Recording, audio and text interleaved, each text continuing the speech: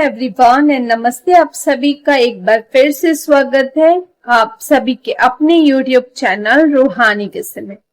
तो दोस्तों, कैसे हो आप सब? आशा करती हूँ आप सभी लोग अपने अपने जीवन में व्यस्त, मस्त, खुश और स्वस्थ होंगे। आज ना मैं आप लोगों के लिए एक और किस्सा लेकर आ गई हूँ और ये जो कहानी मैं आज सुना रही हूँ वो मेरी एक दोस्त ने सुनाई थी। वो एक क्रिश्चियन है और एक दिन जब हम बैठकर बातें कर रहे थे तब उसने मुझे एक ऐसी बात बताई जो उसके चर्च के एक फादर ने उसको कही थी।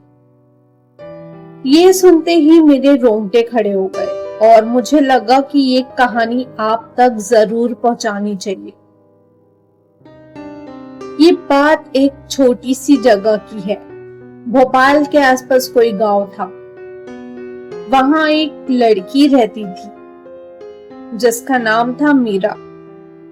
बिल्कुल आम सी लड़की, स्कूल जाने वाली, दोस्तों के साथ घूमने वाली।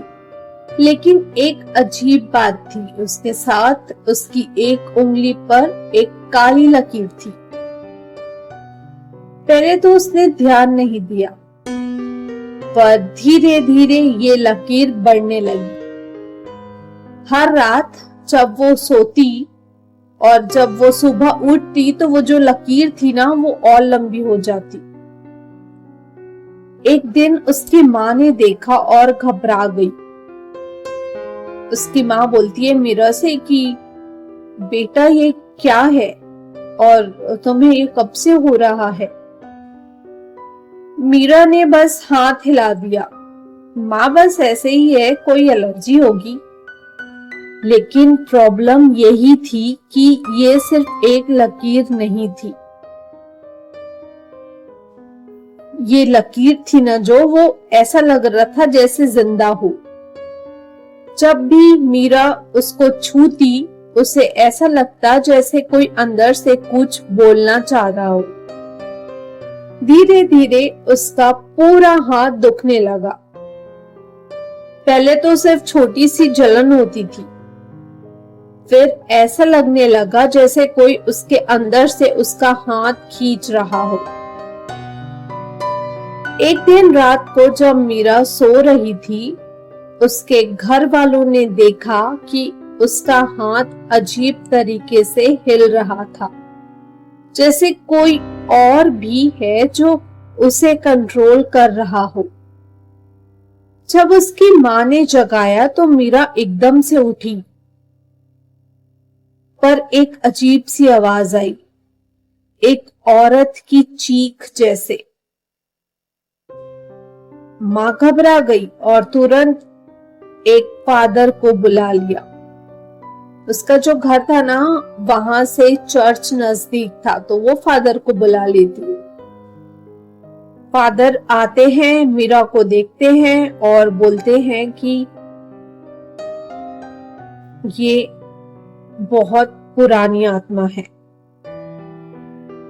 ये लड़की के हाथों से दोबारा जन्म लेना चाहती है। मीरा की माँ रो पड़ती है और फादर को बोलती है कि इसका कोई उपाय नहीं है क्या?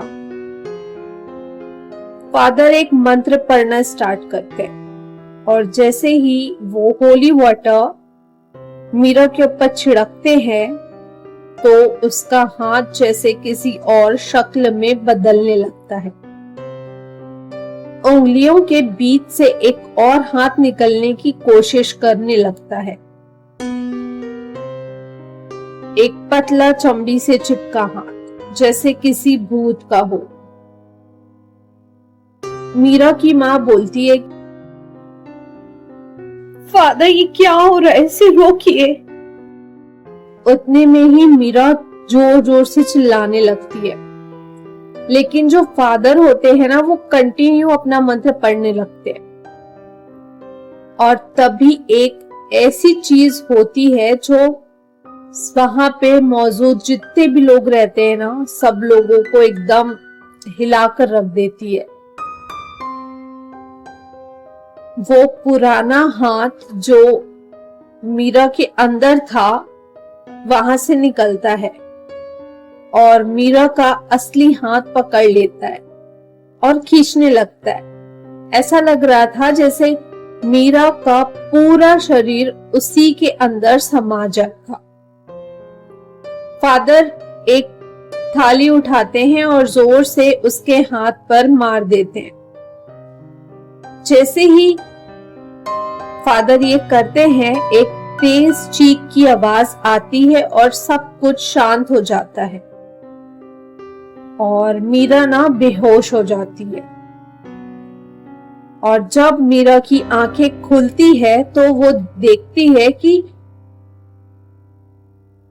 उसके उंगलियों के बीच या फिर उसके हाथों पर कोई भी निशान नहीं है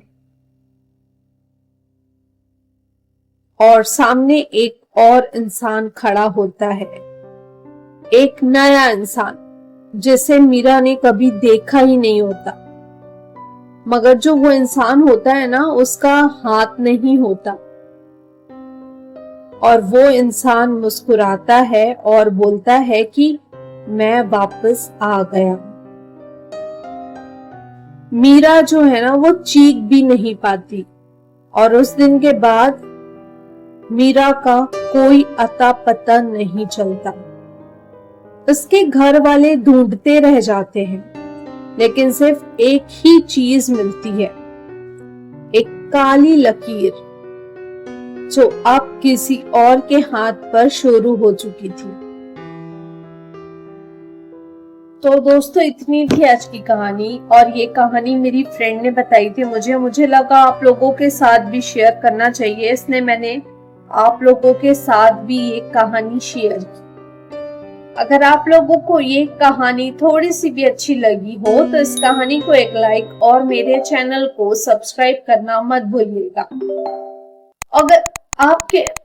अगर आप लोगों के पास भी कोई कहानी है, कोई किस्से हैं जो आप सभी लोग चाहते हैं कि मैं अपने ऑडियंस के साथ शेयर करूं, तो आप सब लोग मुझे इंस्टाग्राम में लिख भेजिएगा।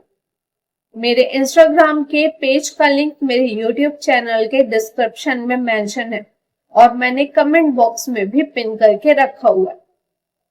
तो चलिए, आप सभी लोगों से कल फिर से मुलाकात होगी एक और कहानी के साथ, एक और किस्सा लेके।